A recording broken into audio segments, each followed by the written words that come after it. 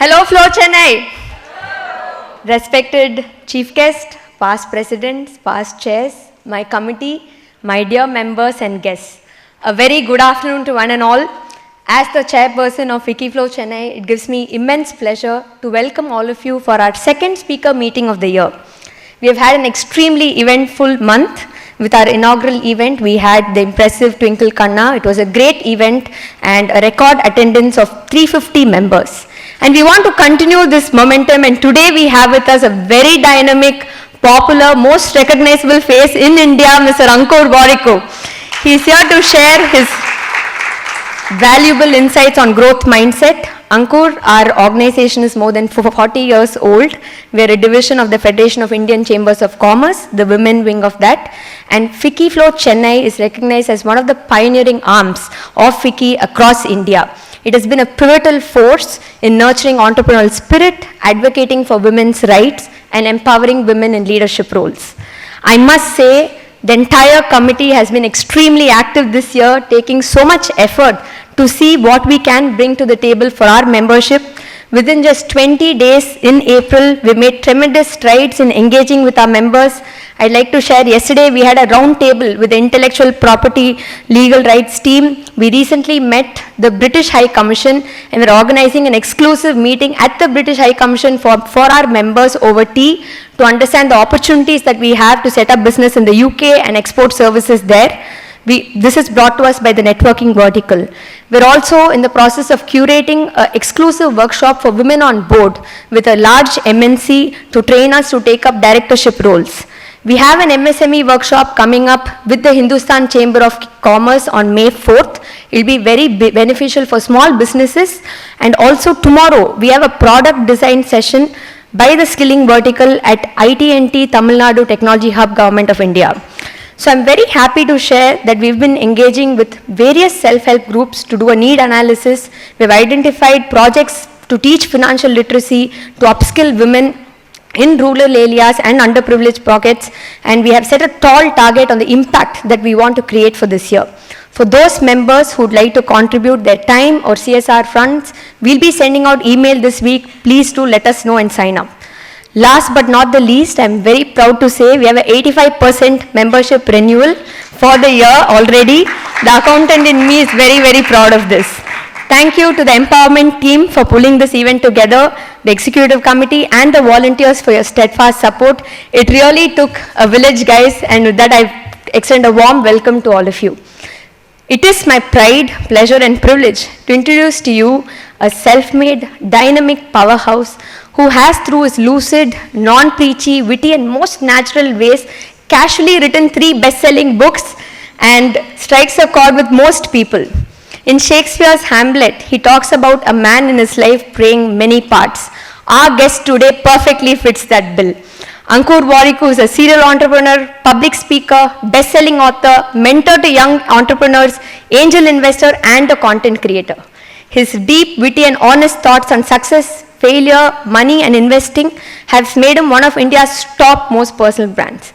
An online educator who through his online school Web Veda conducts courses on entrepreneurship, career management and personal growth, and he mentors over 360,000 students. As a mentor to first-time entrepreneurs, as far as academic qualification, our Chief Guest is an alumnus of the prestigious Indian School of Business, where he was awarded the Young Leader Award. He also has a MS degree in Physics from Michigan State University and a Bachelor of Science degree in Physics from Hindu College, Delhi University. Before becoming an entrepreneur, Ankur was a management consultant. He has a lot of work experience, worked across Delhi, Dubai, New York during this time. He started his entrepreneurial journey in 2008, thereafter launched Rocket Internet's India business and was a part of the founding team of Jabong.com. The secret for his success, I think, his meticulous consistency and unstinted dedication in whatever he takes up, and that is truly inspiring to all of us here. He co-founded the online marketplace Nearby, which offers deals and discounts on various products and services. He was a CEO from the inception in 2015 till 2019. Before that, he was the founding CEO of Groupon India from 2011 to 2015 and the head of Groupon APAC from 2013 to 15. One of India's top content creator with a follower of 10.6 million across all platforms.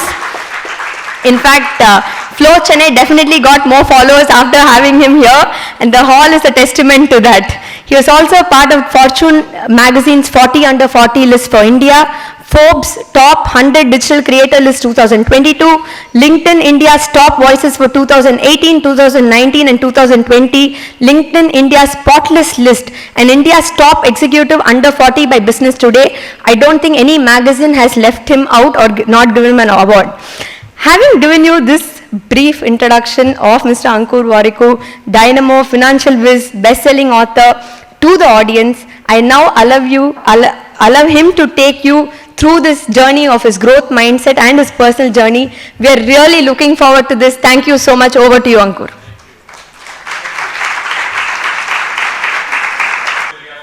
Very, very long introduction.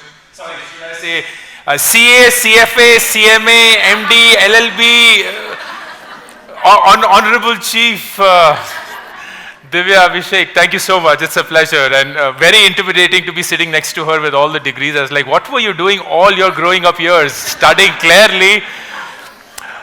It's my first time addressing the FLO Chennai chapter. I'm already in the presence of such bright minds. I have to compliment FLO. There's something that all of you are doing right in a manner that I've not seen in so many ways.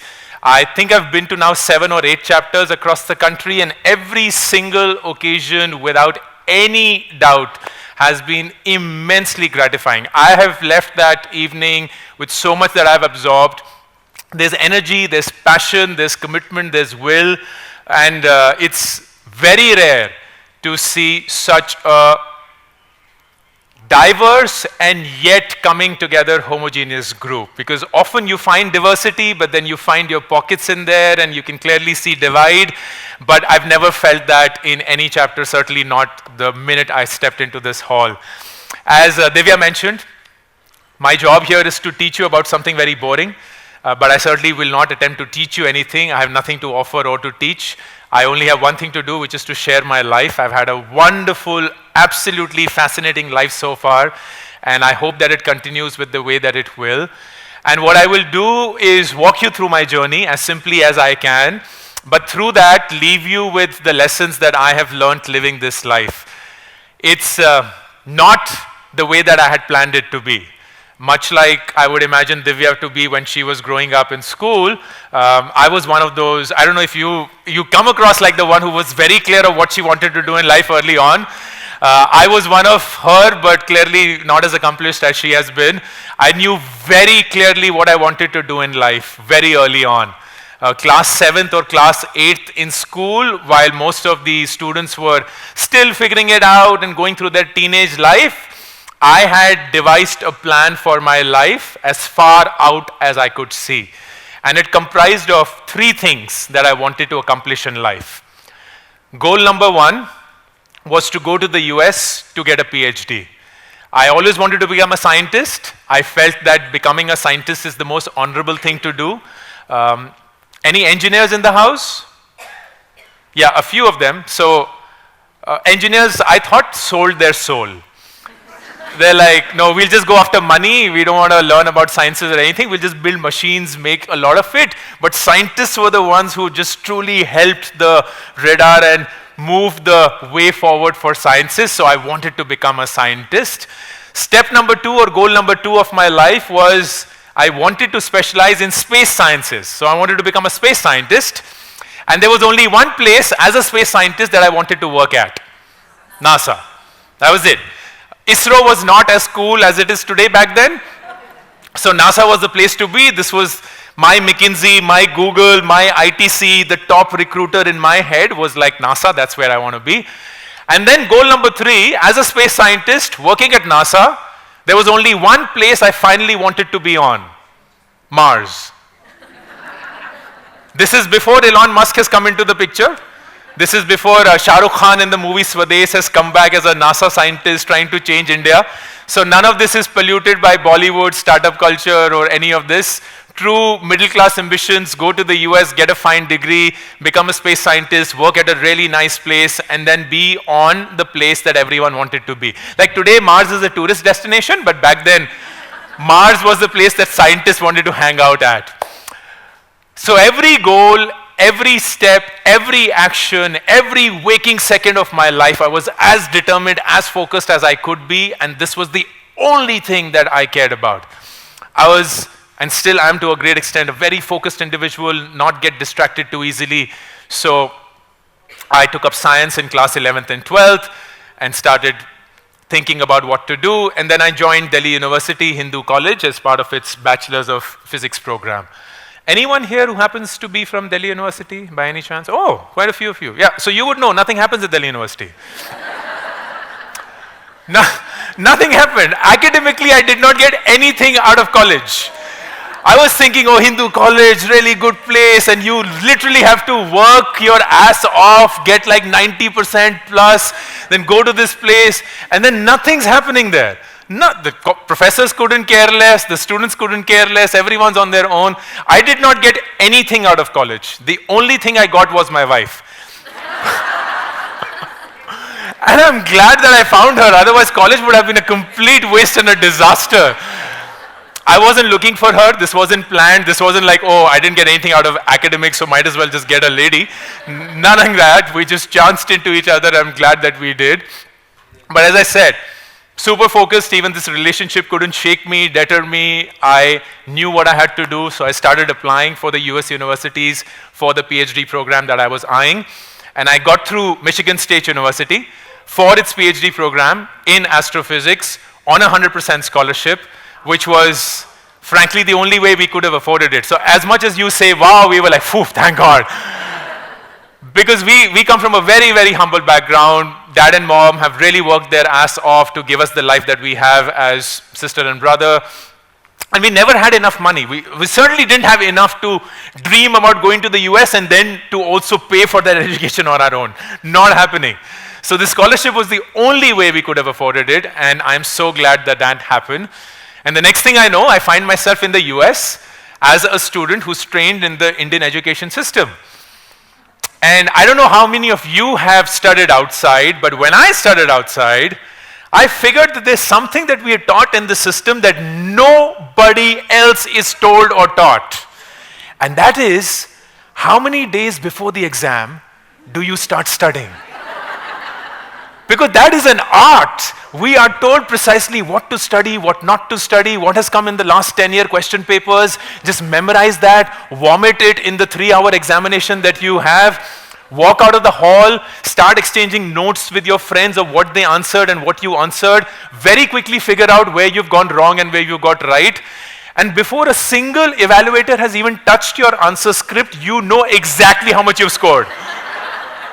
And you know your rank in the class, and that's what you're optimizing for. And I thought, everyone in the world gets this training, because why else would you go to school?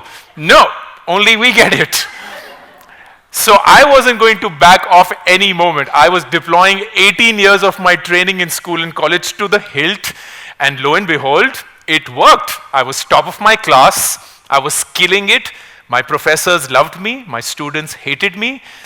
Everything that I thought would be happening as per plan and by design was happening. Except, and I distinctly remember feeling this, I knew that there was something that was missing. I knew that there was something missing. And I say this with conviction, even though it happened nearly 20 years back, is because we always know when something is missing. We cannot lie to anybody. We can lie to everybody, but not to ourselves. And that's just the truth. I stood in front of the mirror and I was asking myself, are you doing what you wanted to do, Ankur? And the answer was yes, I was doing exactly what I wanted to do. But are you feeling what you thought you would be feeling? And the answer was no, I wasn't. And I didn't know what was wrong. But I thought that when I'll be doing all of this and I'll be top of my class, 100% scholarship, PhD, astrophysics, blah, blah, blah, I would wake up every day wanting to win the day, and I knew that I was the king of the world and all of that. I was literally emotionless, completely soulless. And I began to have these very tough conversations with myself. What is wrong? This is what you wanted to do. This is where you wanted to be. And after a series of these very tough conversations, extremely tough, I figured in my own little head that physics, which is what I was doing, was something that I was really good at, but it didn't make me happy. I was doing something in life that I was really good at, but it didn't make me happy. And for the first time in my life, it struck me that what you're good at and what makes you happy could be two very different things. And that blew my mind. Because I was told a very different story all my life. I was told that if you're good at something, you automatically become happy doing it. You don't have to work hard towards that. And that clearly wasn't the case with me. I was really good at physics. I could do it in my sleep. But it didn't give me joy. I was mechanical about it. I was robotic about it. And at that point of time, I had these two choices to make in life. Choice number one, continue doing what you're doing. And because you're good at this, you will actually get what world calls success. You will get all that bangla, gadi, shan, shaukat, respect, fame, and all of those nice things because you're good at this, but it's possible you will never be happy doing it. Or option number two, go and figure what makes you happy. And I didn't know what that would be. I had no idea.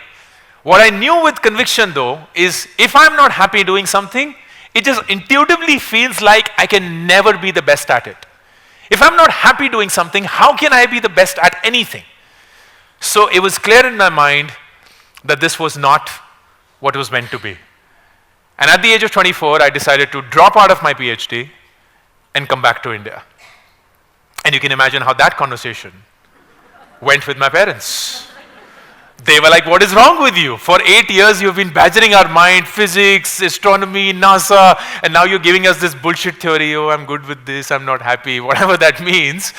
So they didn't get it, and we began to have these very cute Indian parent-child negotiations, which I'm sure all of you are having with your kids right now, in shapes and form. How many of you have teenage kids here? Yeah, right, so we're going to have a fascinating conversation very quickly. And I'm going to destroy your notion of the fact that you are a good parent. Destroy. You will walk out of this hall and you wouldn't be able to walk. No, I'm kidding. No, I mean it. So my parents in their cute negotiation came up with the proposal. And they were like, look, it seems like you want to come back to India. And that's fine. You're an adult. Thank God it's not our money put in. You got 100% scholarship, so no sunk cost fallacy, nothing like that. But it doesn't have to mean that you drop out of your PhD and come back. Why don't you finish your PhD and then come back? Which is a very mummy papa thing to say. But when I heard that, I was like, I've heard this before. And then it struck me that in class 10th, my parents told me, why did you study for this 1 year and you will never have to study ever again in your life? What a bunch of lies. And then in class 12th, they came up with a better lie. Why don't you get through a really good college this year and your entire life will be taken care of? And oh my God, they've been selling us these lies all these years and with such finesse. So they were giving me the same thing. They were like, look, do your PhD. Something miraculous will happen. We don't know what it will be. But something we are sure will happen and it will take care of your life. And it was very clear that hope was my parents' strategy. And I didn't want to make hope my strategy, so I did not listen to my parents and I came back to India. And I'm 24 right now. And I see some young faces here. Anyone here who's 24 or lesser? You're the only one who looks like, yeah, the two of you. And yeah. Well, I'm in a group where no one is above 16. Who am I kidding? Come on. Hello. Fool me. Okay, so two of you, right? How old are the two of you? Both of you are 18? Are you connected, related? Brothers and sisters? Cousins, okay. Yeah, so I've asked, like, are you twins? Like, who's elder? By how many seconds? Okay, so cousins. Great. So you will be able to get a little bit of what I'm saying. Crowd will not. Like, they're too boomer for us. Right? We're too cool for them right now. At 24, which I'm sure all of you remember when you were 24, you just feel you're old. Like there is not even a single day now when I do not get an email from, say, a 21-year-old. And here is how the email goes. Dear Ankur, it's over. And I'm like, we were never in a relationship, but sure, go on. I am 21. I don't know what I will do in life.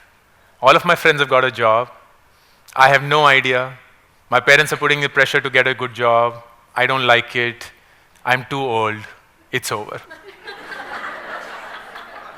And I'm like, Behan, who are you listening to? What content are you consuming? Which book are you reading? Who told you that you're 21 and old? Because I, at 44, feel young like crazy. But I get it. In their 20s, everyone just feels as if the world is passing by them every second. And I certainly felt that at 24. My colleagues from schools and college, they had gone on to get great jobs and cars and houses. Some of them were excited, so they got married. Some of them were even more excited, they were having kids. And I was like, I'm still figuring my shit out, and I don't even know at 24. No plan, no goal, no idea of what I should be doing in life. There's nothing waiting for me. Life is passing by. I'm absolutely confused. And all of my friends were like, you're confused. So why don't you do what most confused people do? Go get an MBA.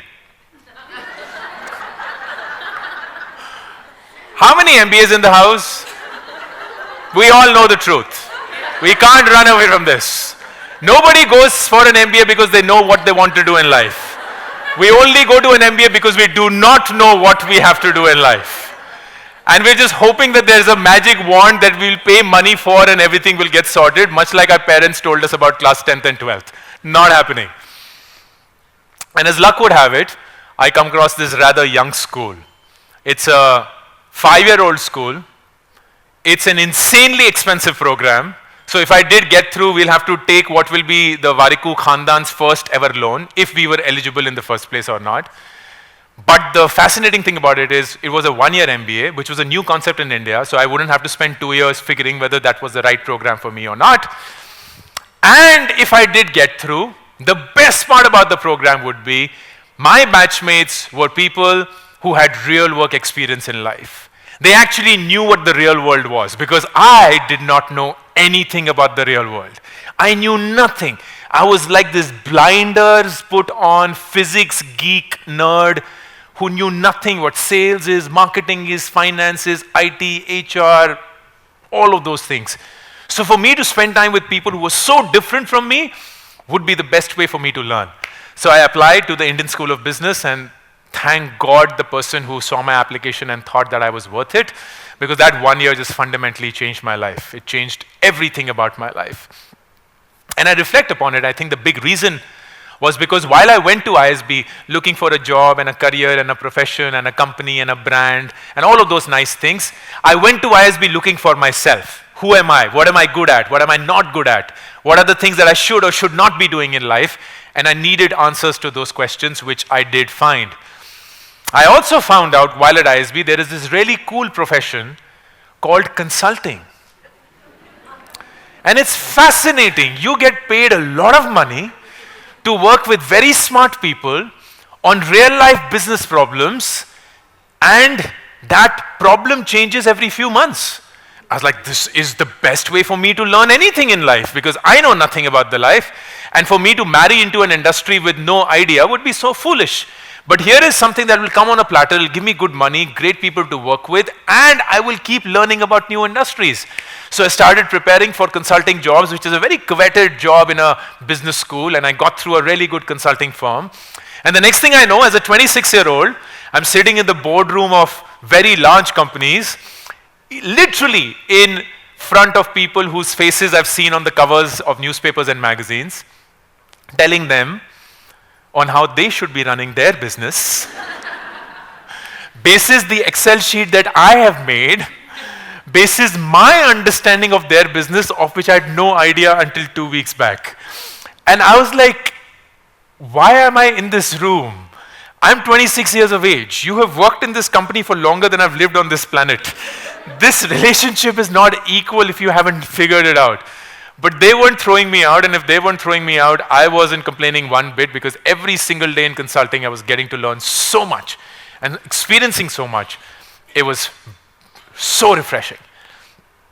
And a year and a half passes by, I'm having a ball of a time in consulting, and I meet with a friend of mine. Business school, same batch. And he's like, I've started this new website and I wanted to talk to you about it. I said, sure, what's it called? And he said, it's called secondshadi.com. And I was like, is it what I think it is? It's like, yeah, man, it's a matrimonial marriage for remarriages. There are so many people who get married in India, so there are bound to be people who get divorced and widowed. So this is a platform for them to get married again. And I was like, that is such an incredible idea. How did you think about this? He was like, no, my dad thought about this.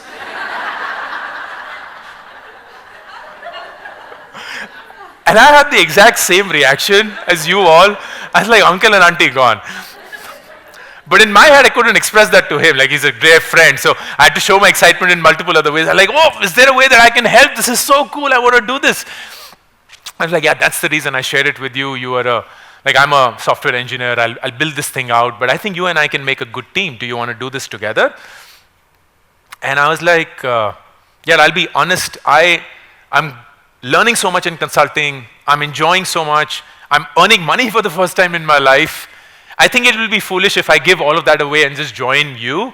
But I don't want to say no to this opportunity as well, because you never know what happens.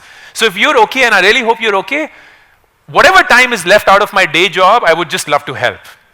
And he was very gracious about it, like, sure, let's do it, no strings attached, we will play along and see where it goes. So for the next 1.5 years, I had a day job as a consultant, and during night time, I was Batman trying to get people married again. And it worked.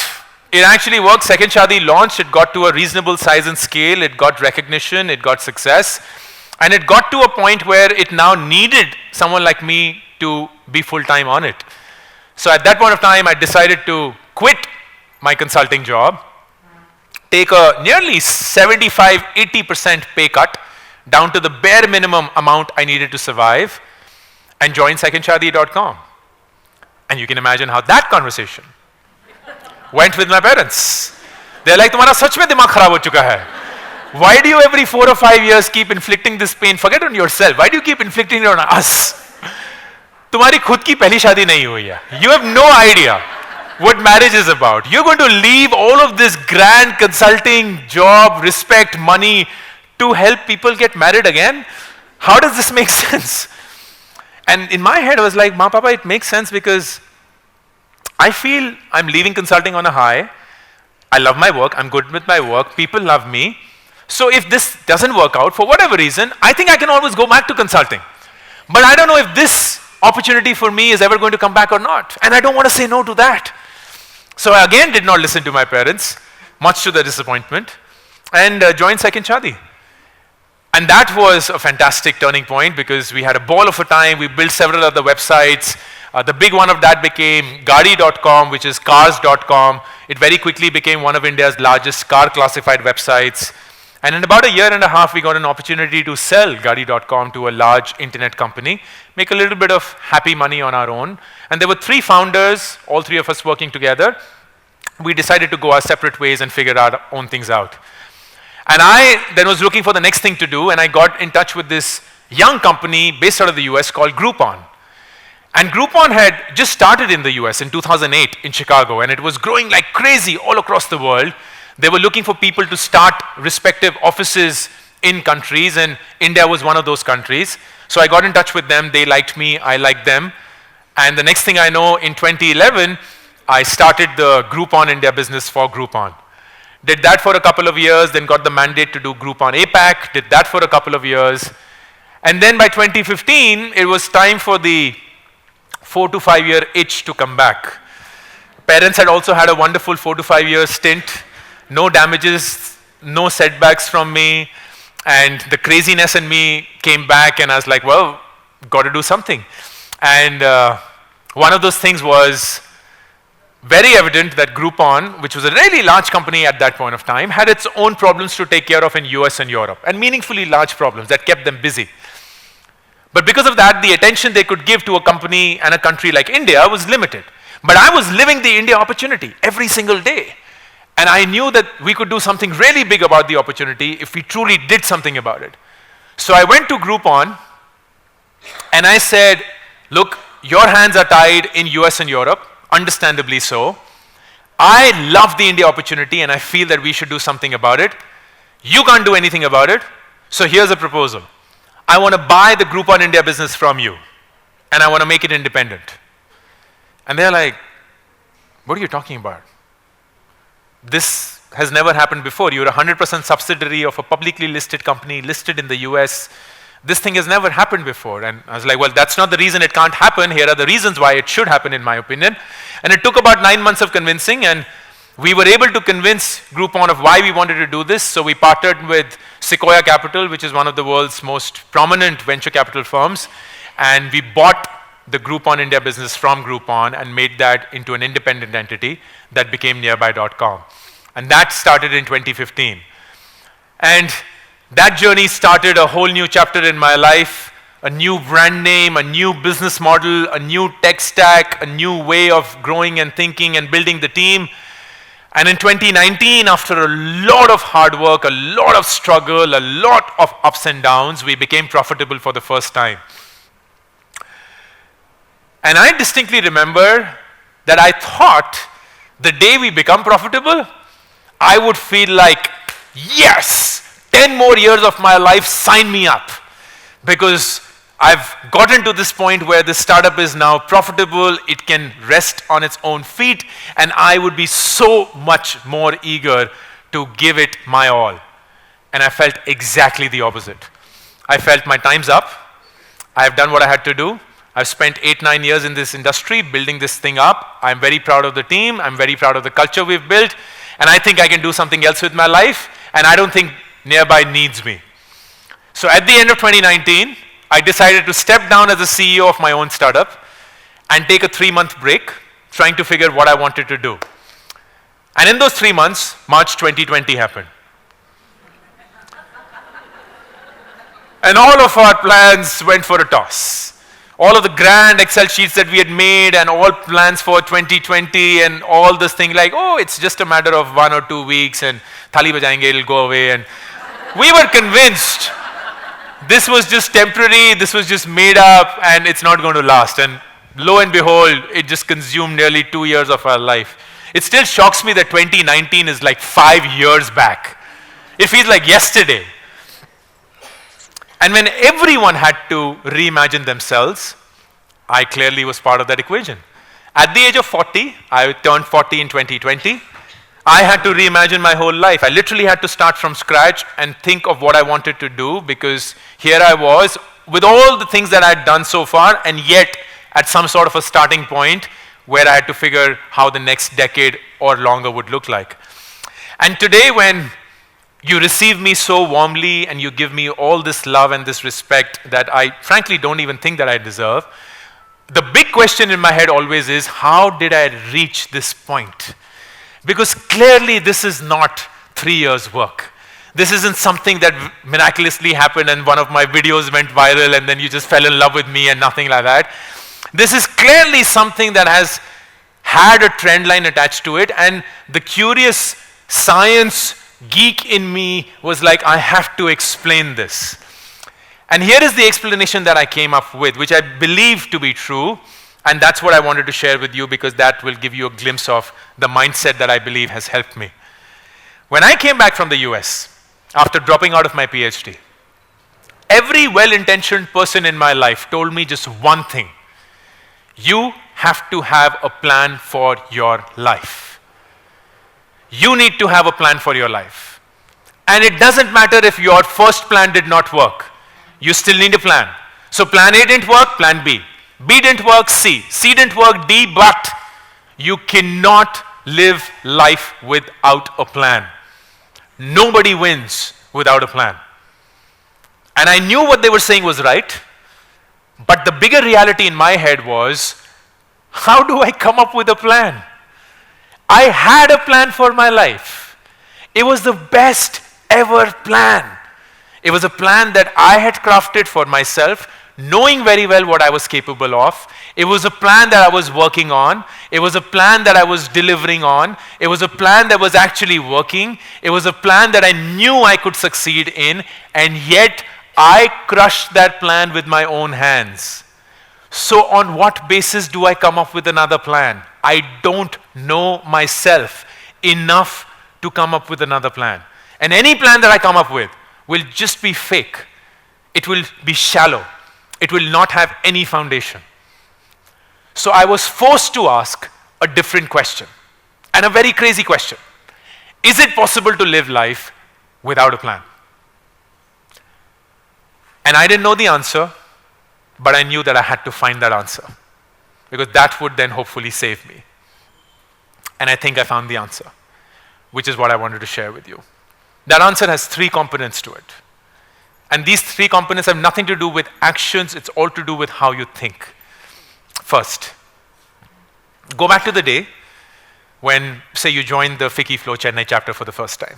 And it's quite likely that the first gathering of such minds took place. You were in a hall such as this, and there were people from all across. The only thing perhaps that binds you is that you're from the same city, but beyond that, everyone's different. You come from different walks of life, you've had different experiences, you look different, you dress different, you eat differently, you speak differently, you've had very different upbringing, very different values. And when you are in a group like this, which is so diverse, the first thing that you do is to look for people who are like you. You just want to be around people who are like you. There is something that connects you, combines you. And I saw that happening. First week at ISB, my business school, and everyone had formed groups.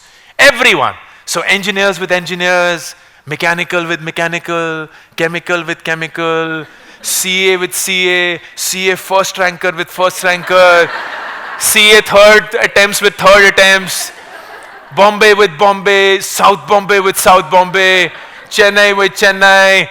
And it was just crazy that everyone had formed these groups that they wanted to hang out with. They wanted to feel as if they belong. Their ideas were endorsed. Everyone would be like, yes, I agree. Yes, I agree. Hannah? Yeah, I know. Of course. I don't know what's wrong with them. Of course. There was all of these connections. And in my head, I was like, isn't this the exact opposite of what one should be doing? Like somebody has painstakingly, in the definition of ISB, handpicked 330 brilliant minds from across the world, placed them onto a campus for 1 year, and you're going to spend time with the 5 people who are like you? Like that's what you're going to do?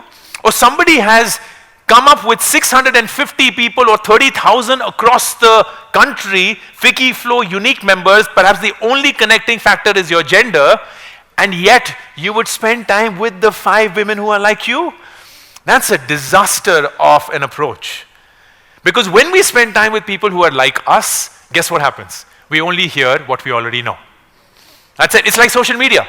When you open up Instagram, when you open up LinkedIn, when you open up Twitter, it doesn't show you things that are contrary to your point of view. It actually just shows you things that you agree to.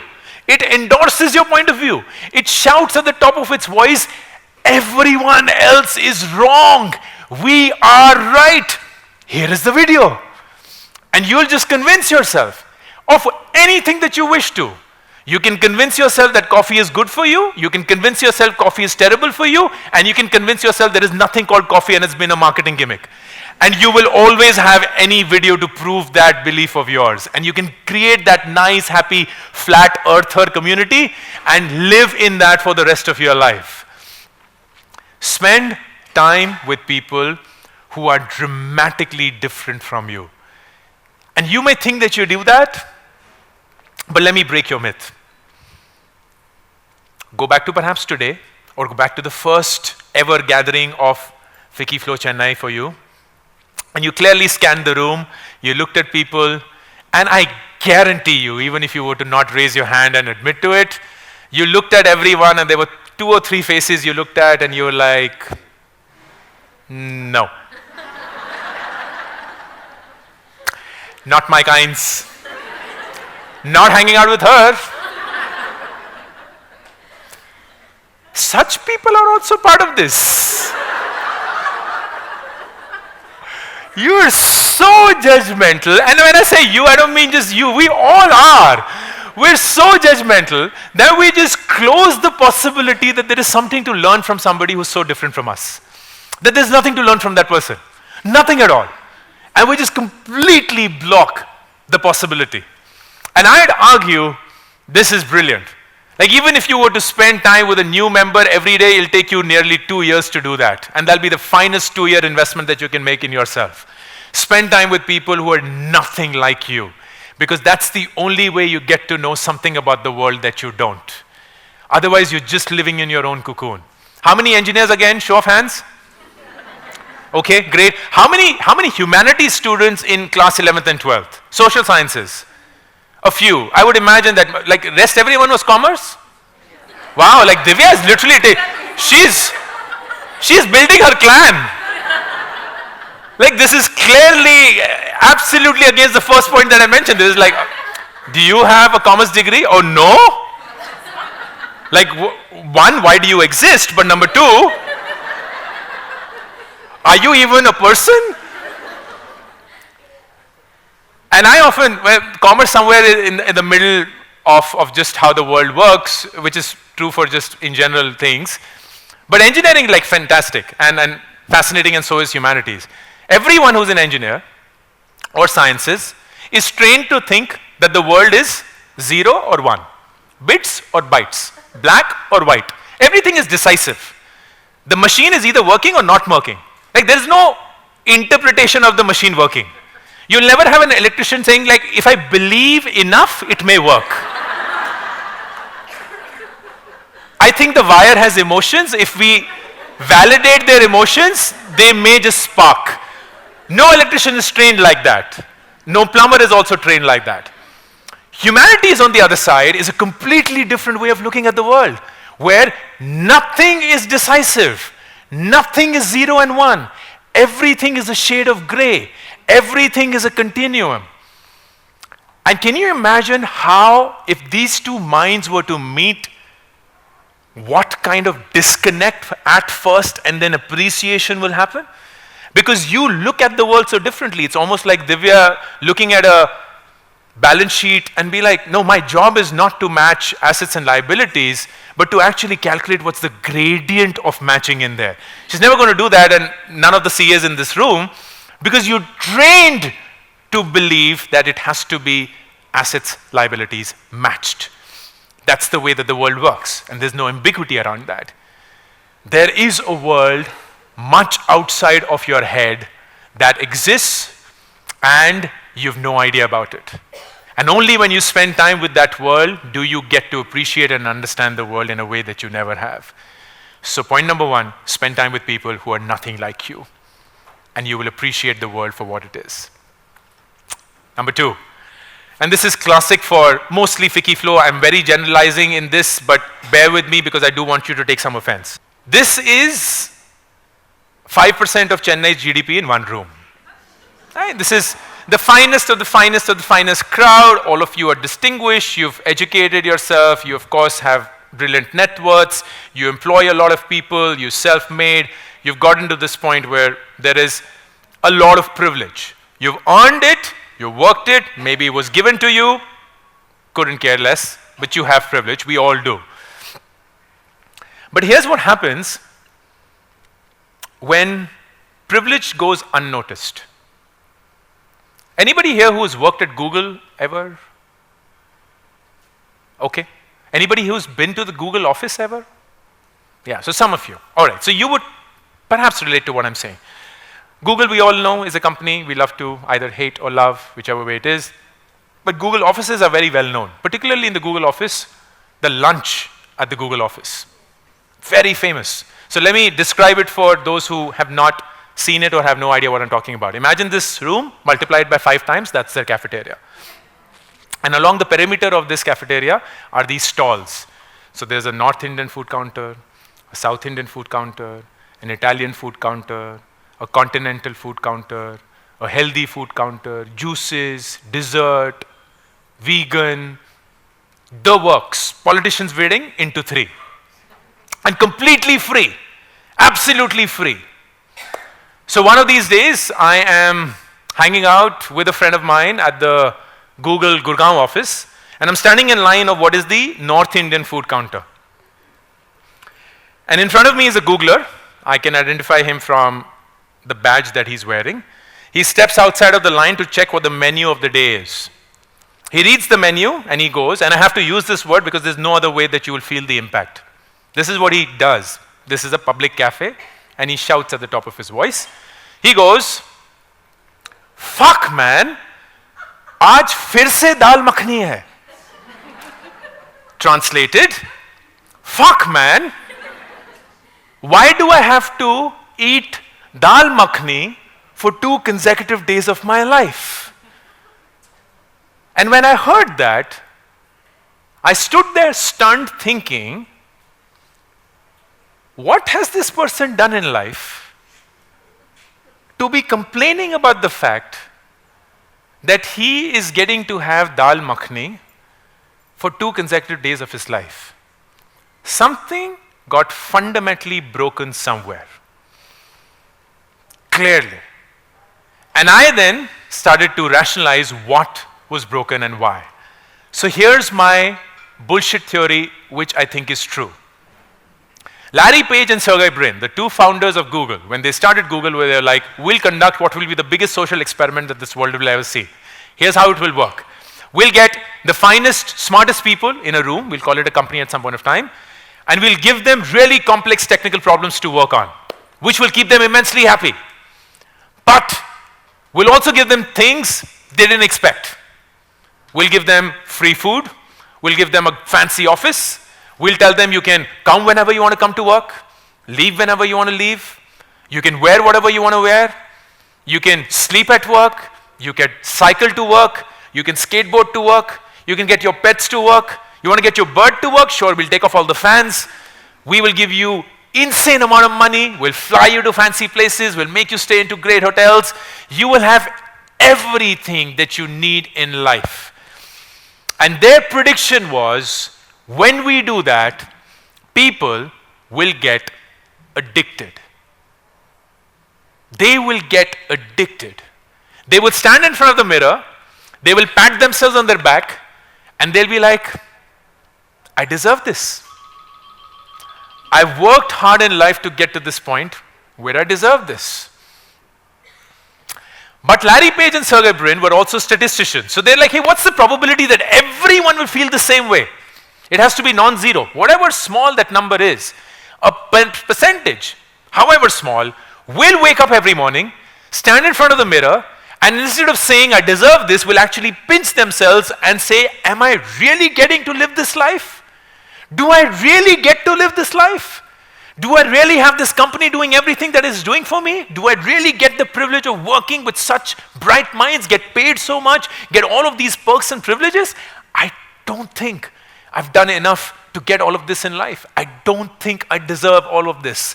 I have to ensure I keep working hard to get to a point where I think I deserve this.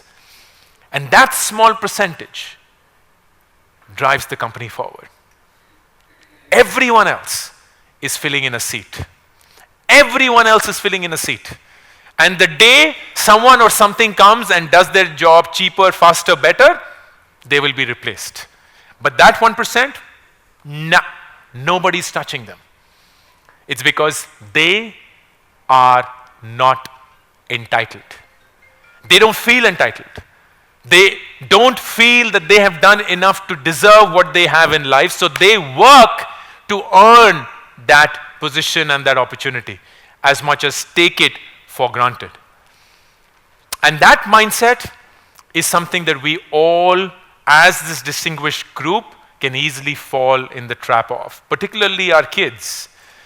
Because none of our kids have worked even an iota to get the life that they're living. To be riding around in the cars that they ride in, to be flying the way that they fly, to be staying at the places that they stay, to be accessing all the networks that they get, all through your work. And it's so easy for them to believe that they deserve it. That something happened in their life to make them deserve this. And it becomes our responsibility as parents to constantly remind them, you didn't, bro. You have not worked even an iota to get to this. All of this is a gift. And don't ever kid yourself into believing that you have worked any amount to get to this point. You are nothing if you weren't in this family. And you have to constantly work hard to earn this. And that recognition of privilege or that feeling of not feeling entitled is the mindset that we have to raise our kids with, which will only start if all of us have that mindset in the first place. Because our kids are only going to look at us and be like, hey, mom, dad, if you're doing it, then don't tell me.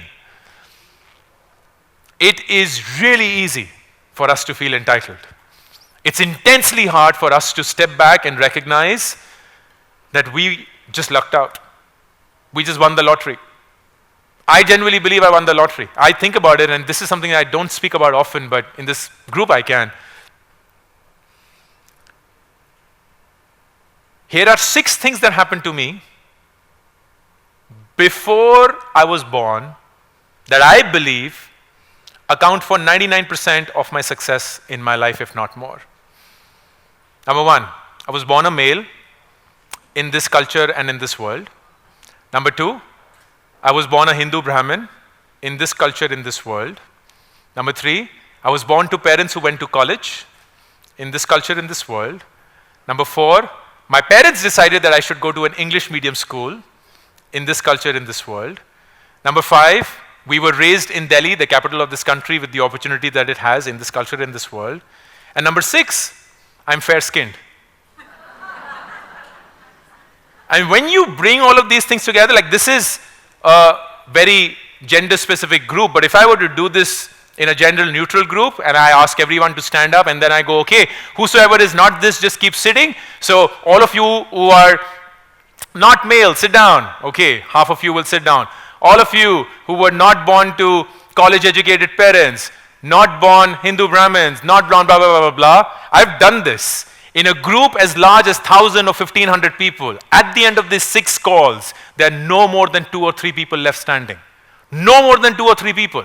Can you imagine the odds that I was born in for 0 work on my part, and then I will stand in front of the mirror saying, oh, Ankur Warikoo khuda hai because he's done this and that? No, bullshit. I have not done anything to be standing here or for you to be listening to me. I'm just lucked out. And now it becomes, how do I think of it? So I remember this fascinating episode between Anupam Kher and Shah Rukh Khan. This was Anupam Kher's talk show, which he used to do, and he's not doing it anymore. I think it was the first or the second episode. He brings in Shah Rukh Khan, and Anupam Kher asks Shah Rukh, aap itne successful kaise hain? How are you so successful? And Shah Rukh, being Shah Rukh, he says, sir, main mehnat bahut karta hu. I work really hard. And you can see Anupam Kher's face, he's like, dude, I haven't got bald not working hard. Huh? Bullshit, everybody works hard. So don't give us this bullshit answer. But of course, no, being the distinguished individual that he has, Anupam Kher is like, but Shah Rukh, mehnat to sabhi karte hain, everyone works hard. And then Shah Rukh Khan says something which gives me goosebumps every time I recall it. He says, mauka paane ke liye har ek insaan mehnat karta hai. To get an opportunity, everyone works hard. मौका पाने के बाद मुझसे ज़्यादा मेहनत कोई नहीं कर सकता. Nobody can work harder once I have the opportunity. And that defines that person. And I would love for us to define ourselves the same way to become the example that our kids should follow. That this is a gift. Where we were born is a gift. Don't take it for granted. It's an opportunity. And now if you worked hard, you can be at a completely different pinnacle than anybody else who started 6 steps back and did not have the same privilege. Don't feel entitled. Don't feel entitled. Which brings me to the third and last point. Everything around us is designed for one thing alone, our comfort. Everything is designed for our comfort. You need a book, and particularly the 18-year-olds, you know exactly what I'm talking about. Much of us as well. Book, click. Clothes, click. Cab, click. Food, click. Movies, click. Love, swipe right. Whatever you need, whenever you need it. Speed of thought. Like we literally had to wait for everything when we were growing up. We had to stand in line to get milk and to get watches and to get cards. Wednesday 7 p.m. was Chitrahar, and if, oh my God, like there is no electricity, yes, next week now. And the 18-year-olds were like, how did you survive? Like, why didn't you just kill yourself? Because I can't wait for my favorite song be a week later with the probability that there'll still be electricity at that time and nothing is broken. And there will be nobody else in the house who wants to watch something else because there's only one TV and no remote. Can you believe it? Like, we used to be sitting and then we used to get up and walk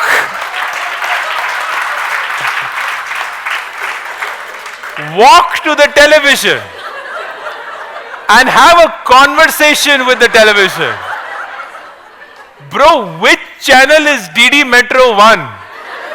And then it used to say 7, and we used to turn a knob, 1, 2, 3. And then it's possible that 7 has static. And then we used to send somebody to something called the roof. And have, before anything else, a communication link established, which was more like, "Aa gaya?" It's bizarre, man. Now,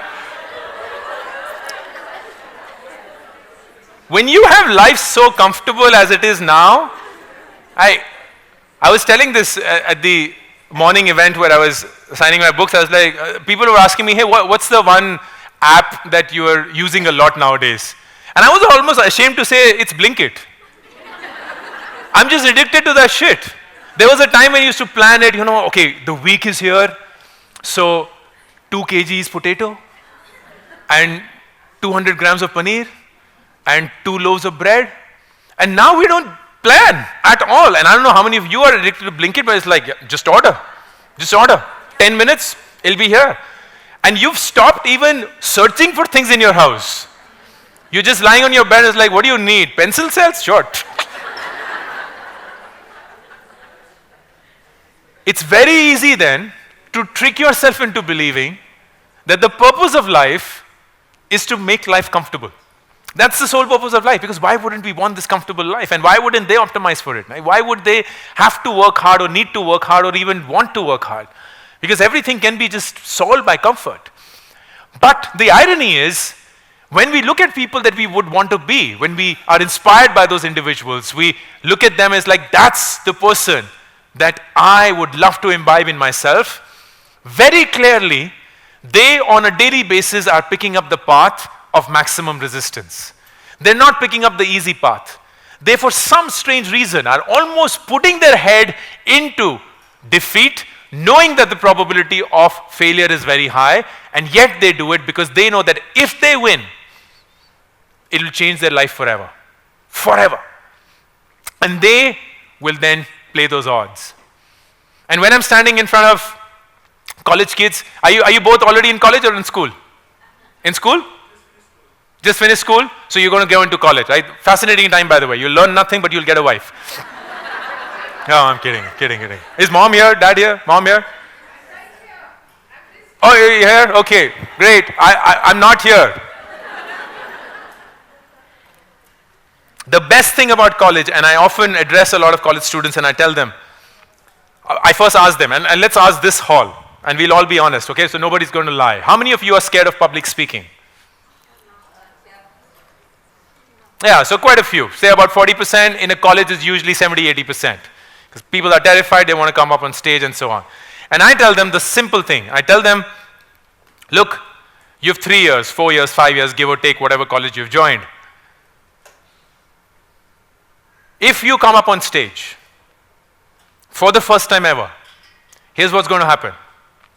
Your legs will shiver, your hands will tremble, your heartbeat will race, you will most likely sweat, irrespective of the air conditioning temperature, and you will make a mistake.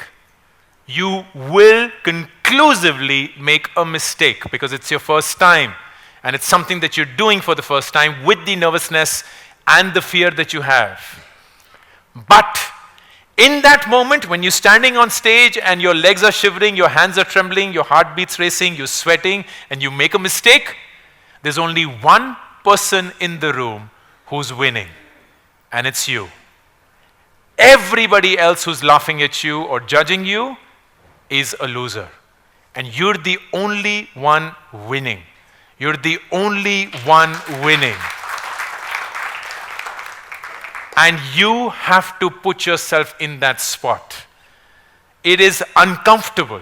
It is extremely hard. It's so easy for you to be like, I'll just sit on that chair and I'll never show up.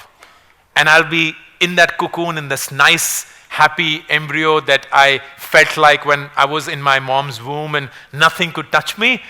And the truth is, you have to come out one day and you have to face what the world has to offer. And if you were to design your world in a way that it's only comfort, you are not going to progress. Don't get comfortable. Don't get comfortable. And this trap is more prominent for us than anybody else because it's so easy for us to get comfortable and not recognize that we have stopped challenging ourselves. That we have stopped because of age, because of our biases, because of our experiences, told ourselves, I don't have to do this anymore. I'm okay not facing my fears. I'm okay living with them and worse, dying with them. But it's up to you and it's your life. So if you spend time with people who are nothing like you, do it in a manner that you never feel entitled, and you do it in a manner that you never ever feel or get comfortable, you have what I believe a potent mix for you to live life in a way that you not have to plan your life. You can actually let your life lead you into a direction where you will be surprised how far it will take you. And I would love for all of you to embody that in your life, and more importantly, act as responsible parents for your kids, because they will only learn it from you, not from somebody standing on stage. Thank you. That was indeed an epic talk. A huge round of applause once again, ladies.